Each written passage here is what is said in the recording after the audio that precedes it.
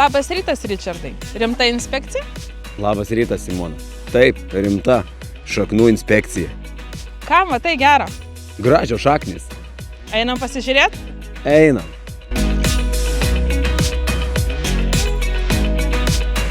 Na, šaknys tikrai, Ričardai, atrodo stiprios, pilnai pradėjusios dirbti savo darbą. Ką planuoji daryti?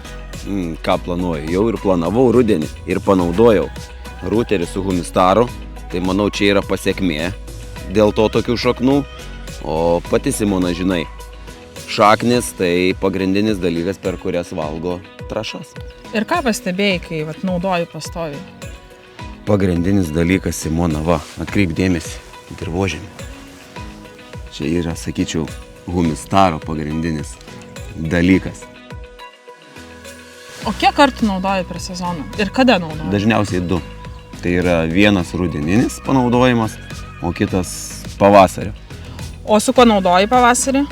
Pavasarį dažniausiai su kasu, kailiem, kad kuo anksčiau jį paduotų. Kuo anksčiau? Taip. Buvo pagrindinė problema pas mus, kad buvo šlapia, taip toliau, tai norėjusi padėti augalam. Tai panaudojom ir matau jau dabar pavasarį, kad visas šitas reikalas mums pasiteisino. Aš tokį pajuokavimą gal pasakysiu, tai kai augalas neturi šaknų, tai sakyčiau, kaip palyginkim, pabandyk sriubą pavalgyti su pagaliukais. Tai tas pats ir čia, kai augalas neturi šaknų, jis nepasimaitins trąšomis, kurias jo išpilsiu.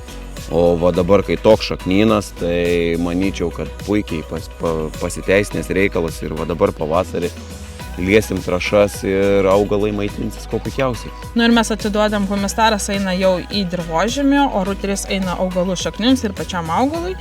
Tai Ričardai, kiek metų jau naudoji humistarą ir ruterį? 4 metus kažkas tai. Humistaras tai pagrindinis dalykas, dirvožemis. Visiškai kitokia struktūra, kitoks jo, kaip pasakyti, pralaidumas, drėgmės pasidaro viskas. Čia kvėpuojantis dalykas pasidaro. Su humistaru mes ne tik pagerinam dirvožemį, bet ir leidžiame maisto medžiagų pasisavinamumą bei judėjimą.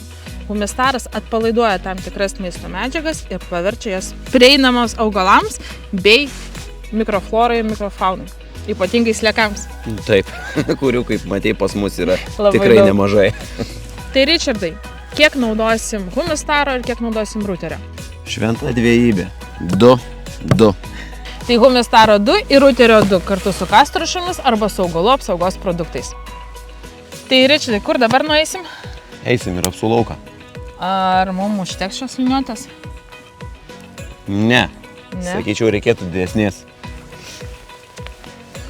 Šios užteks? Va čia jau pats tas. Tai einam. Einam.